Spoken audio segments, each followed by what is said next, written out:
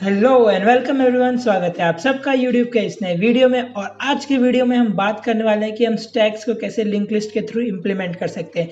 पिछले वीडियो में हमने देखा था कि हम स्टैक को कैसे एरे से इंप्लीमेंट कर सकते हैं और इस वीडियो में हम देखने वाले स्टैक को कैसे लिंक लिस्ट में इंप्लीमेंट कर सकते हैं। मैं मानता हूँ कि लिंक लिस्ट में इंप्लीमेंट करना थोड़ा सा मुश्किल होता है, पर बिलीव मी गाइज, इस वीडियो के बाद मैं आपको गारंटी देता हूँ कि अगर आप वीडियो को लास्ट तक देखेंगे तो आप ये पूरी अच्छी तरीके से समझ जाएंगे हम स्टैक को कैसे लिंक लिस्ट के थ्रू इंप्लीमेंट कर सकते हैं और एक्चुअली में आप इससे कॉम्पिटिटिव प्रोग्रामिंग के क्वेश्चन भी सॉल्व कर सकते हैं। तो चलिए बढ़ते हैं वीडियो में आगे की तरफ और देखते हैं कि हम इसको कैसे कर सकते हैं। उससे पहले अगर अभी तक आप लोगों ने अगर वीडियो को लाइक नहीं किया है और चैनल को सब्सक्राइब नहीं किया तो प्लीज़ जाके कर दीजिए, ये मुझे बहुत ज़्यादा मोटिवेशन देता है। तो चलिए शुरू करते हैं। तो सबसे पहले मैं क्या करता हूँ कि एक हम क्लास मान लेते हैं, राइट। तो हम एक क्लास करके और हम यहाँ पे क्या दे देंगे, स्टैक दे देंगे क्लास का नाम।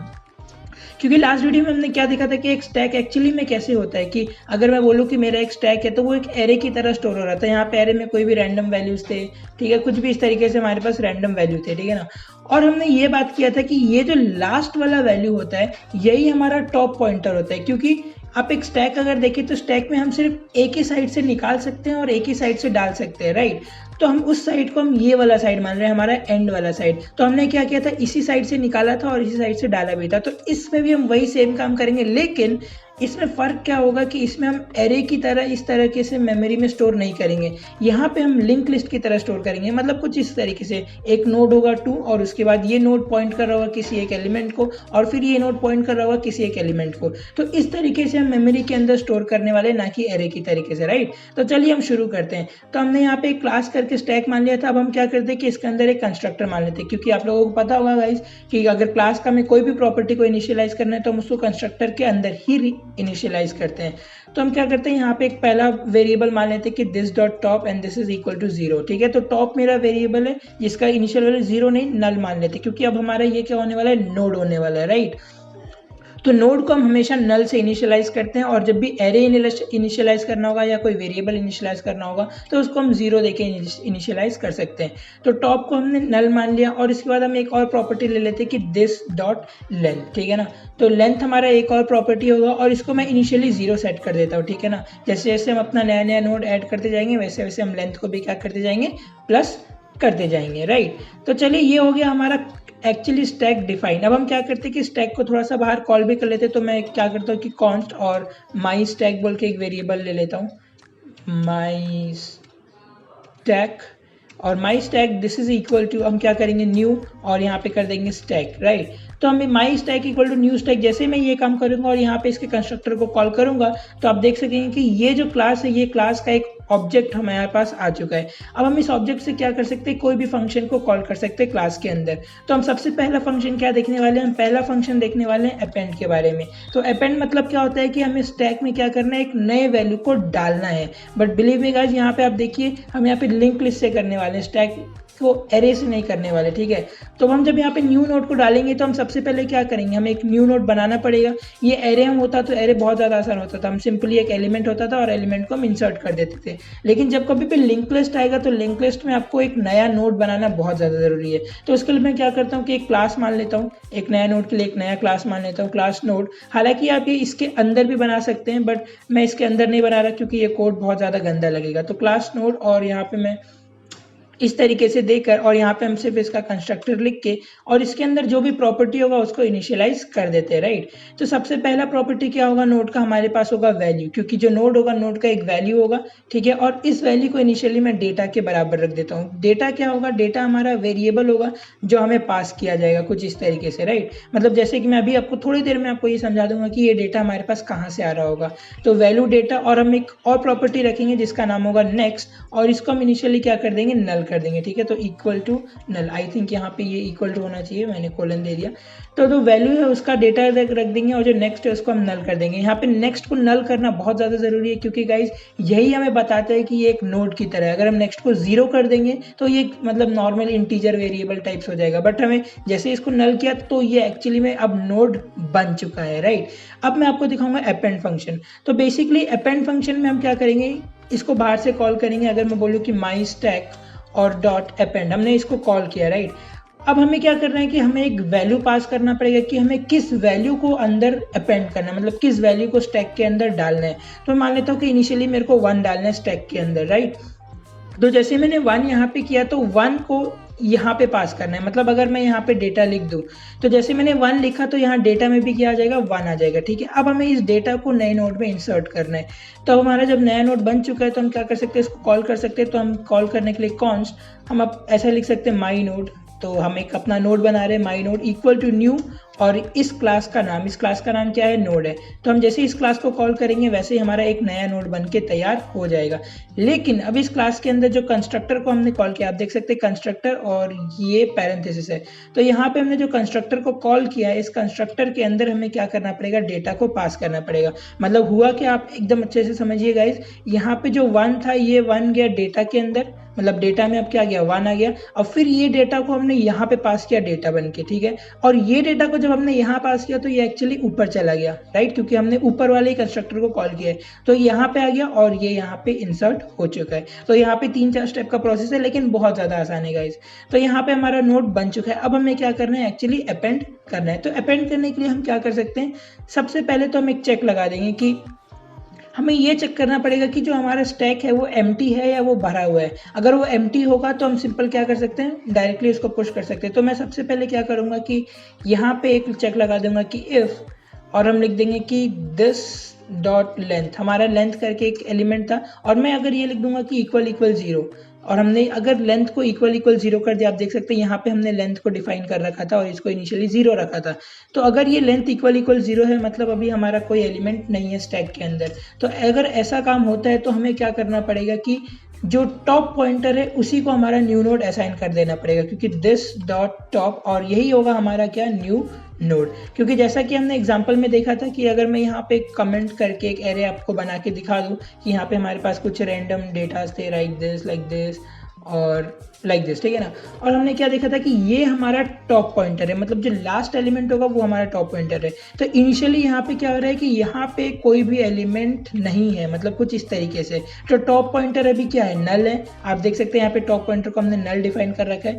तो जब कभी भी टॉप पॉइंटर नल है तो हम क्या करेंगे, this dot top equal to new node, मतलब अब यहाँ पे जो पहला एलिमेंट आएगा वो क्या आ जाएगा, 1 आ जाएगा, क्योंकि हमने 1 पास कर रखा है। और अब टॉप क्या बन गया, 1 आ गया, और 1 इसके अंदर ऑलरेडी एग्जिस्ट कर रहे हैं, राइट। हालांकि इसको एरे दिखाना बहुत ज़्यादा सही नहीं रहेगा, हम इसको लिंक लिस्ट करके दिखा सकते हैं कुछ इस तरीके से। ओके, तो ये हो गया हमारा काम जब पूरा एम्प्टी होगा। अब लेकिन जब पूरा एम्प्टी नहीं होगा तो सबसे बड़ा लॉजिक तो यहीं पे आता है। तो हम यहाँ लिखते हैं एल्स, और अब हम यहाँ पे अपना लॉजिक लिखने वाले हैं कि जब एम्प्टी नहीं होगा तब हम इसको क्या करेंगे। तो सबसे पहले हम क्या कर लेते हैं कि एक होल्डिंग पॉइंटर ले लेंगे। मतलब अगर मैं यहाँ पे कुछ एग्जांपल ले लूँ कि ऐसा है कुछ, यहाँ पे एम्प्टी नहीं है, कुछ इस तरीके से डेटा है इसके अंदर, राइट। तो अगर मैं क्या करना है, मेरे को टॉप के अंदर एक नया वैल्यू को लेके आना है। तो इसके लिए काम हम बहुत ज़्यादा आसानी से कर सकते हैं कि लेट एक होल्डिंग पॉइंटर मान लूंगा। मैं अभी आपको ये समझाने वाला हूँ कि ये क्या होने वाला है। Let holding pointer is equal to this dot top, मतलब मैंने एक वेरिएबल मान लिया होल्डिंग पॉइंटर करके और उसमें टॉप का वैल्यू को स्टोर कर दिया, मतलब उसमें मैंने 45 को स्टोर कर दिया, राइट।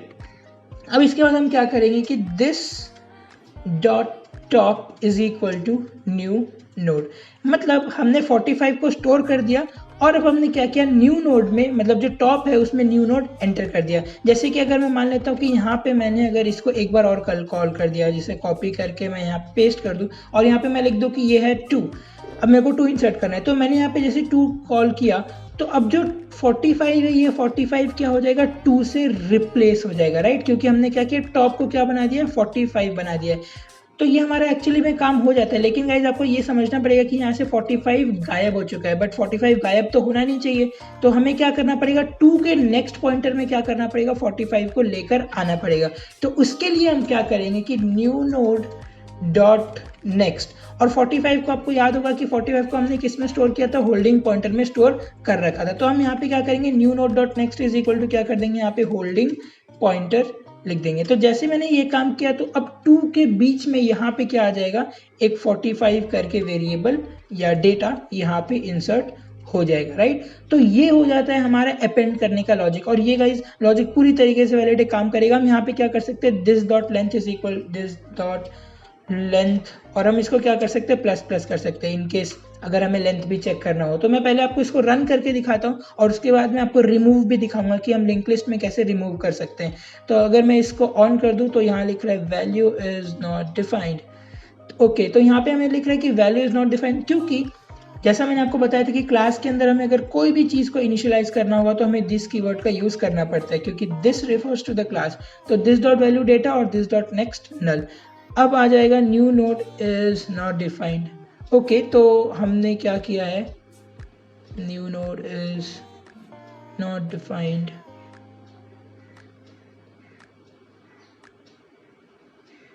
आई थिंक ओके, यहाँ पे मैंने नाम रखा है माई नोड, बट यहाँ पे सॉरी मैंने न्यू नोड क्यों रख दिया, यहाँ पे होना चाहिए माई नोड और यहाँ पे भी होना चाहिए माई नोड, क्योंकि हमने अपना जो नोड बनाया, हमने नोड का नाम क्या रखा था, हमने नोड का नाम रखा था माई नोड और हमने यहाँ पे बेकार में न्यू नोड लिख दिया, राइट। तो हम इस तरीके से जब करेंगे तो अभी भी लिख रहा है कि new node is not defined, मतलब अभी भी हमने कहीं न्यू नोड यूज़ कर रखा है।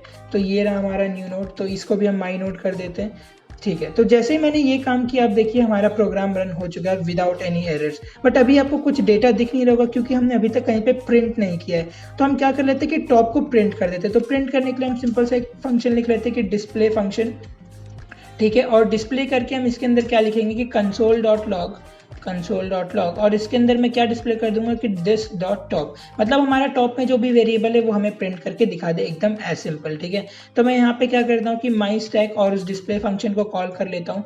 तो जैसे मैंने इसको यहाँ पे कॉल किया, आप देखिए नीचे मेरे पास आउटपुट आ जाना चाहिए, यस। तो आप देखिए मेरे पास नीचे आउटपुट आ चुका है कि वैल्यू क्या है 2 और उसका नेक्स्ट में क्या है 1। अगर आपको अभी भी बिलीव नहीं हो रहा तो मैं इसको एक बार कमेंट आउट कर देता हूँ। जैसे मैंने एक बार इसको कमेंट आउट किया तो अभी आप देखिए मेरे पास आउटपुट क्या आ गया कि नोड 1 क्या आ गया जिसका वैल्यू है 1 और यही हमारा टॉप है। अब मैं क्या करूंगा कि इसको वापस लेके आ जाऊंगा। इसको वापस लेते आते ही क्या हो जाएगा, देखिए 2 और इसका नेक्स्ट में 1 आ गया। अगर आपको और कुछ भी ऐड करना है तो मैं यहाँ पे इसको बस क्या करूंगा, कॉपी, और इसको वापस से एंड में जाके वापस से यहाँ पे कॉल करके और यहाँ पे मैं डेटा डाल देता हूँ कि 3।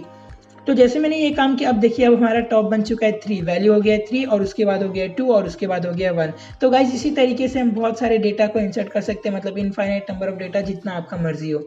अब हम बात करते हैं कि इस स्टैक्स में हम रिमूव कैसे कर सकते हैं, राइट। तो हमें एक रिमूव का फंक्शन भी लिखना पड़ेगा।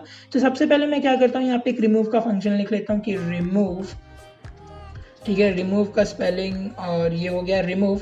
और अब हम इसका ये अंदर डेफिनेशन लिखेंगे, राइट। अब हम क्या करेंगे कि रिमूव फंक्शन को यहाँ पे कॉल कर देंगे कि माई स्टैक डॉट रिमूव, राइट। मैं यहाँ पे रिमूव फंक्शन को कॉल कर दूंगा। तो आपको ये देखना पड़ेगा कि जैसे मैंने रिमूव फंक्शन को कॉल किया तो टॉप वाला जो एलिमेंट है वो रिमूव हो जाएगा, मतलब 3 रिमूव हो जाएगा। अभी हमारे पास टर्मिनल को अगर मैं ओपन करूँ तो आप देख सकते हैं टॉप में क्या है, टॉप में 3 है, फिर 2 है और फिर 1 है। अब मैं जैसे ही रिमूव का फंक्शन डेफिनेशन लिख दूंगा, आप देखिएगा 3 गायब हो जाएगा। तो चलिए हम इसको लिखना शुरू करते हैं। तो मैं यहाँ आ जाता हूँ, टर्मिनल को बंद कर देता हूँ और हम यहाँ पे लिखेंगे अपना लॉजिक। तो सबसे पहले देखिए, अब मैं अगर स्टैक पे चला जाऊँ वापस, तो अब हमें क्या करना है कि इस वाले एलिमेंट को रिमूव करना है, मतलब टॉप वाले एलिमेंट को रिमूव करना है। तो बेसिकली एकदम सिंपल सा काम क्या करेंगे कि हमारा टॉप पॉइंटर अभी किसको पॉइंट कर रहा था, 2 को। हम क्या करेंगे कि अब हमारा जो टॉप पॉइंटर है मैं उसको पॉइंट करा दूंगा 45 को, राइट। अगर मैं टॉप पॉइंटर को 45 में पॉइंट करा दूंगा तो ये ऑटोमेटिकली ये वाला जो कनेक्शन है ना ये कट जाएगा। क्यों? क्योंकि अब ये एक बन चुका है गार्बेज वैल्यू।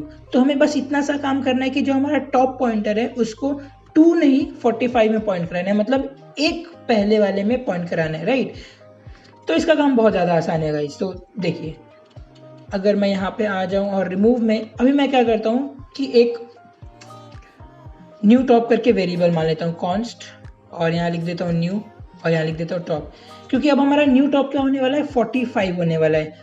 और 45 को हम कैसे ग्रैब कर सकते हैं, ये हमारा टॉप था तो टॉप डॉट नेक्स्ट, क्योंकि टॉप डॉट नेक्स्ट में क्या है हमारे पास 45 है।